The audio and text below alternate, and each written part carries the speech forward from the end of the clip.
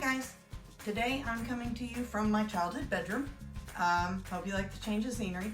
It's a little windy and cloudy outside today, so I thought I'd give you the opportunity to look and see a little bit more about where I grew up.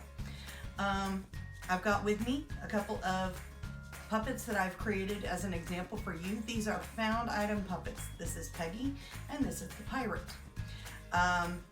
Peggy was created out of a water bottle, some tulle that I found, and some wrapping paper, and a Sharpie face.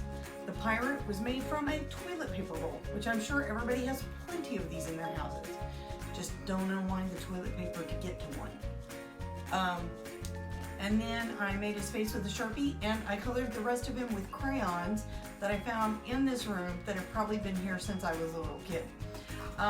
The main part of your task this week is that the two puppets that you are making have to be an antagonist and a protagonist. Remember, the protagonist is your main character, and your antagonist is the character or force in opposition to that main character.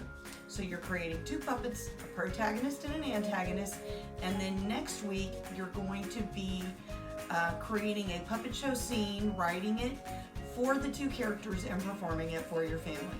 Thanks, have a great day, and